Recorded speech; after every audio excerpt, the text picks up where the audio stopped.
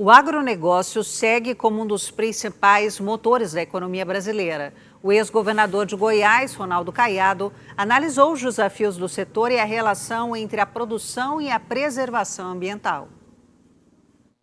Em 86, o PT, que o Haddad falava aqui, montou o MST para invadir terra e para desapropriar a terra produtiva.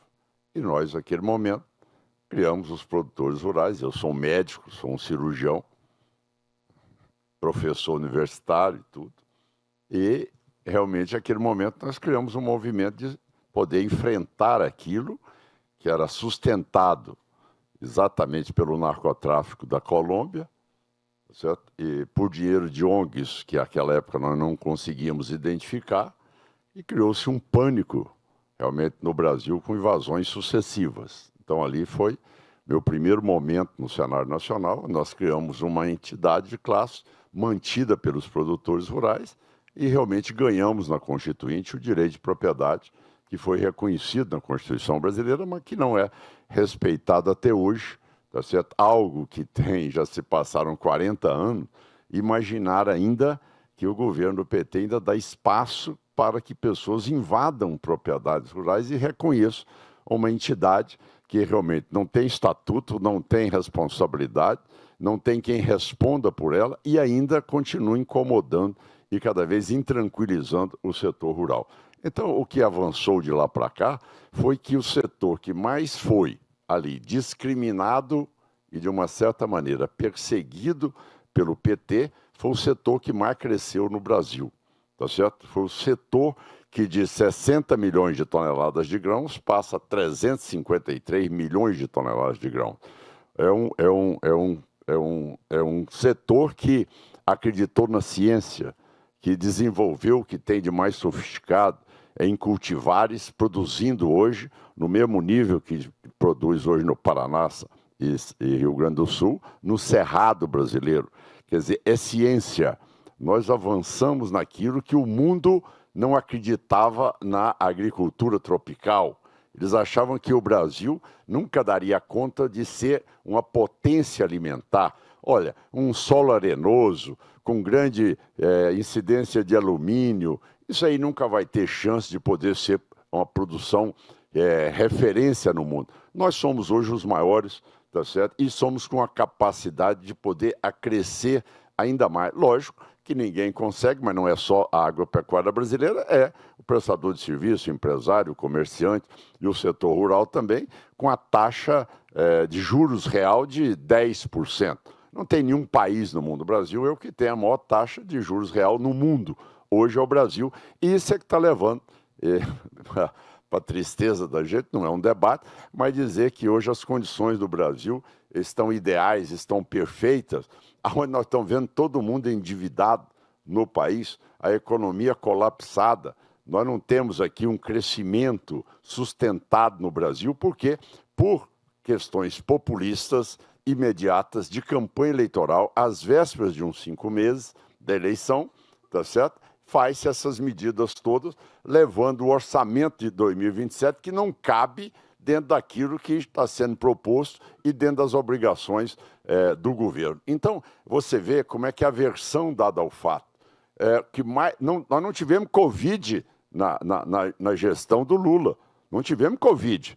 O gasto que nós tivemos anterior foi um gasto que foi no período do Covid, que nós aumentamos aí para 76 a dívida PIB, depois entregou com 72. Agora, o que chega com 80% da dívida PIB, 14,75% de Selic. Então, dizer, essa é a realidade que o Brasil está vivendo hoje em termos de desenrola. Eu perguntei esse dia, quem é que enrolou a população? Porque você, para desenrolar, alguém teve que enrolar. Quem é que foi que enrolou a população? Você é que induziu as pessoas, não é, a comprar, a poder estimular a sua produção, a tomar empréstimo, e depois vem lá esse juro de agiota, que não tem no mundo, e de repente ele fala, não, eu vou resolver esse assunto, eu vou liberar a sua poupança para você pagar o agiota.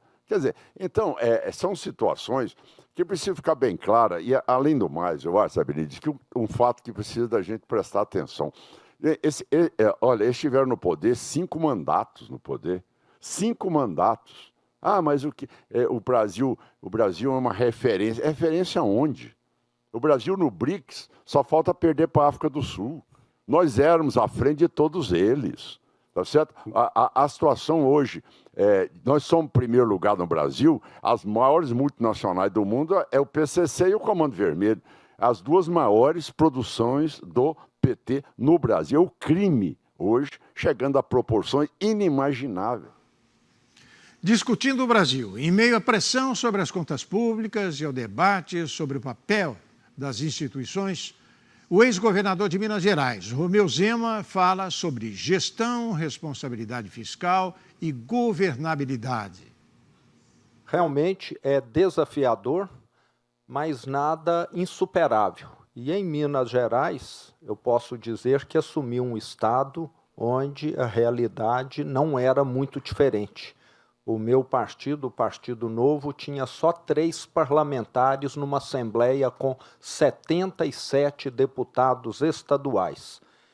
E um estado arruinado financeiramente. Eu sou contrário à compra de votos e, mesmo que quisesse comprar, se eu concordasse, não tinha recursos.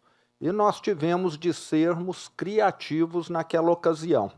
Fizemos um cardápio com todas as obras estruturantes de Minas Gerais, centenas, recuperação de estradas, reformas de escolas, conclusão de hospitais, de UBSs, e chamamos cada um dos parlamentares e falamos: deputado, se você colocar as suas emendas nesses projetos estruturantes, para cada milhão que você aplicar, nós vamos colocar 2. E tivemos uma adesão surpreendente.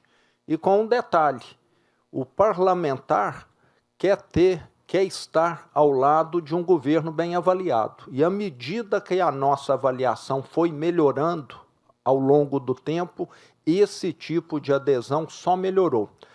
Deu um pouco de trabalho, porque eu assumi o compromisso de estar com o parlamentar em campo, na cidade ou na região dele, participando do anúncio ou então da entrega. Tanto é que eu fui o governador que mais foi às cidades na história de Minas. Fui a mais de 430 cidades diferentes durante os 7 anos e meio. Mas conseguimos trazer. Tanto é que está aí agora na B3 a privatização da Copasa, que vai a leilão, que é a nossa empresa de saneamento básico. Eu diria que o único grande projeto que nós não levamos adiante em Minas, mas que o próximo governador, Matheus Simões, vai levar, é a privatização da companhia de energia, que é a CEMIG. Então, eu diria que dá para conduzir. Sou contrário ao nível de emendas parlamentares impositivas atuais e precisamos da transparência também. Então, a legislação tende a avançar, caso contrário, nós vamos continuar assistindo esses projetos paroquiais que atendem particulares e não interesse público. Em Minas Gerais, durante a minha gestão, nós reduzimos quase 50 mil cargos. Nós fomos no caminho inverso. O que era um déficit de 11 bi em 2018, último ano do governo PT, se transformou num superávit de 4 bi em 2024. Uma melhoria ano a ano.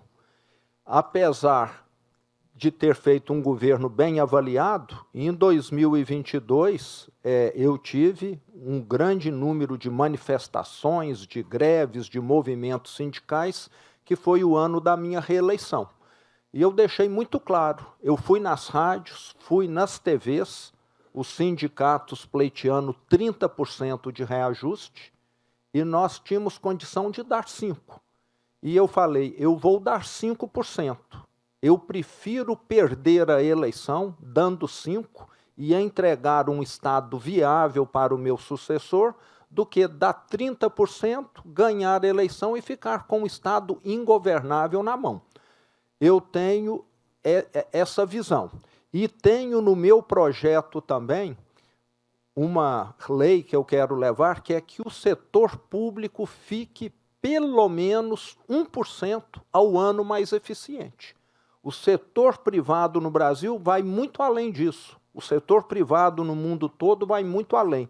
O que o Estado brasileiro tem feito nos últimos anos é só acumular tecido adiposo, só acumular gordura e ineficiências. E eu que atuei do outro lado do balcão, eu que venho do privado, vi claramente que não há muita preocupação, ou às vezes nenhuma, com aumento de eficiência. E além de exigir isso do Executivo, do Judiciário, do Legislativo, Ministério Público, Defensoria, etc., e é plenamente possível com os recursos digitais, com inteligência artificial, etc., de se fazer isso, é, ao longo do tempo, você repassar isso como redução dos impostos. Está aí o IVA que vem, 28%. Eu quero que daqui a 10 anos ele seja 25%, entende? O Estado, como o Caiado falou aqui agora há pouco, chegou num ponto que não dá mais para crescer. O setor produtivo no Brasil não tolera mais aumento da carga tributária